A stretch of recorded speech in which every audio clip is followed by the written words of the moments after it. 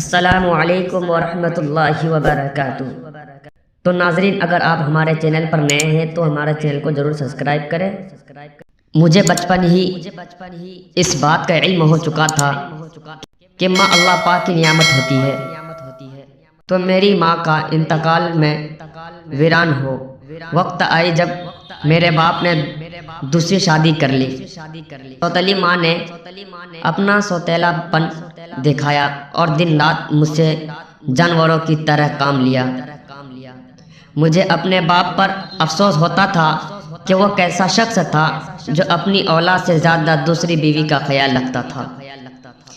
میری سوتیلی ماں کے سر میں ہلکا سا درد بھی ہوتا تو وہ اس کا سر دبانے شروع کر دیتا، مگر اس سے میرا کوئی احساس نہیں تھا، اور احساس ہوتا بھی تو کیوں، ساری زندگی تو اس نے میری ماں سے نفرت کی تھی۔ مجھ سے شفقت نہ کرنے کی وجہ یہ بھی تھی کہ میں اس کی اولاد تھی۔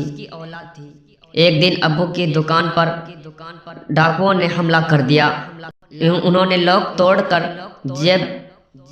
توڑ کر جب گلے میں سے سارے پیسے نکال لیے تو ابو نے ان کو روکنے کی کوشش کی۔ رکاوٹ بننے پر ڈاکوؤں نے میرے باپ کو گولی مار دی اور دکان میں سے پیسے اور قیمتی سامان اٹھا کر لے گئے۔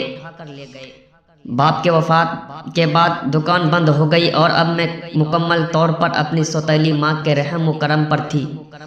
ابا کے وفات کے کچھ دن بعد ہی کچھ اجنبی لوگوں نے ہمارے گھر آنا جانا شروع کر دیا۔ وہ شکل سے ہی اوباش لگتے تھے اور مجھے عجیب و غریب نظروں سے تاڑتے تھے۔ پھر میں نے چھوٹی موٹی نوکری کی تلاش شروع کر دی۔ میں اپنے پیروں پر کھڑا ہونا چاہتی تھی۔ ہمارے ہمسائے نے مجھے ایک آفس میں جاب دلا دی اور میں نے اس کا شکریہ ادا کیا۔ ایک دن میں آفس سے گھر آئی تو میرے آنے سے پہلے ہی کچھ لوگ میرے سوتیلی ماں کے پاس آئے ہوئے تھے۔ میں نے کھڑکی میں جھانک کر دیکھا تو ماں ان کے ساتھ میں مصروف تھی۔ ان میں سے ایک شخص کہنے لگا، اچھا یہ بتاؤ کہ سویرا کب ہمارے حوالے کر رہی ہے؟ سوتیلی ماں نے کہا، بہت جلد میں اس لڑکی کو تمہارے حوالے کر دوں گی۔ اس عورت نے 10 لاکھ میں کچھ دیا تھا۔ 5 لاکھ اس نے ایڈوانس میں لے لیے اور 5 لاکھ وہ آدمی اسے تب دیتے جب وہ مجھے ان لوگوں کے حوالے کر دیتی۔ میری قسمت اچھی تھی جو میں نے ساری گفتگو کھڑکی سے ہی سن لی تھی۔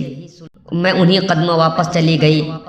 میرے پاس کچھ پیسے موجود تھے، مگر میں سوچ رہی تھی کہ اب کہاں جاؤں۔ میرا اس شہر میں کوئی جاننے والا بھی نہیں تھا۔ میرے ذہن میں سر واجد کے علاوہ کوئی شخص نہیں آ رہا تھا۔ سر واجد ہمارے آفس کے ہیڈ تھے۔ سر نے میرے ساتھ تعاون کیا اور کچھ دن مجھے آفس میں ہی رہنے کی اجازت دے دی۔ کچھ دنوں کے بعد سر واجد نے کہا کہ کمپنی کی طرف سے 1 ہفتے کے لیے دینے جا رہے ہیں، تمہارا ادھر ایک جگہ انٹرویو ہوگا، اگر تم کامیاب ہوئی تو ادھر ہی تمہارے جاب لگ جائے گی۔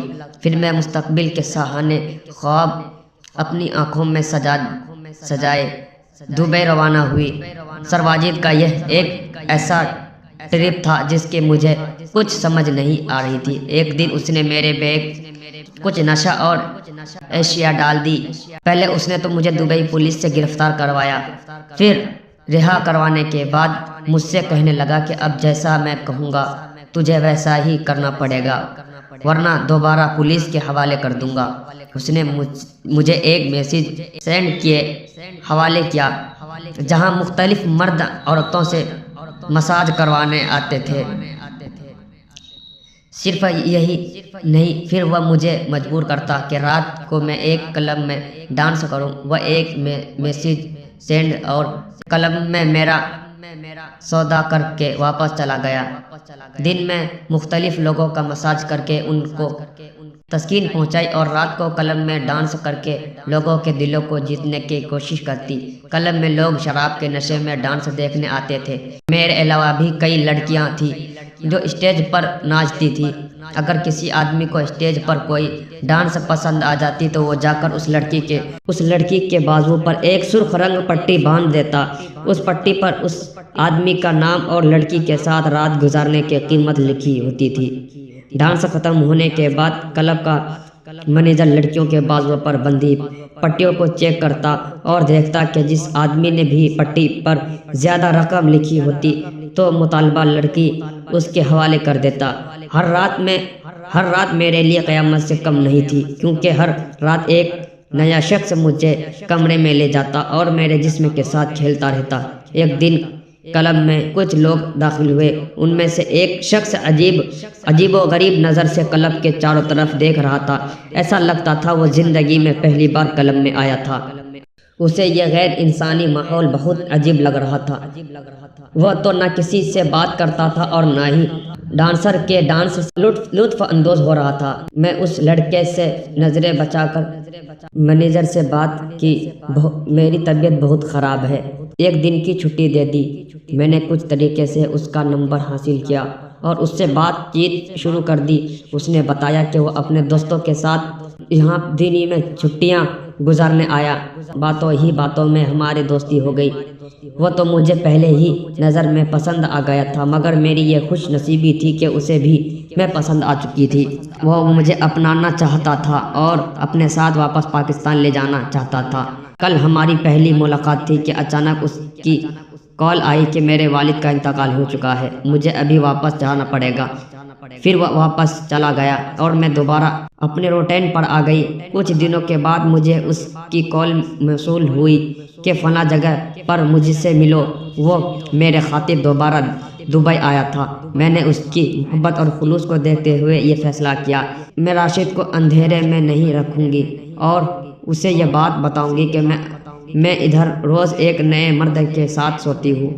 मुलाकात के वक्त वह मुझे देखकर बहुत खुश हुआ। फिर मैंने राशिद को अपने बारे में सारी हकीकत बता दी। राशिद ने मुझसे कहा, तुम क्या समझती हो, मुझे कुछ मालूम नहीं है। मैंने तुझे क्लब में ही देख लिया था। मैंने तुम्हारी आंखें पढ़ ली थी कि तुम इधर किसी न किसी मजबूरी के तहत ही काम कर रही हो। राशिद ने मेरी हकीकत जानने के बावजूद भी मुझे दिल से कबूल कर लिया। यूँ हुआ मुझे उस जहन्नम से निकाल कर वापस अपने वतन ले गया। आज हमारी शादी को पूरे 10 साल हो चुके हैं और आज भी हमारे मोहब्बत में किसी की कोई कमी नहीं आई।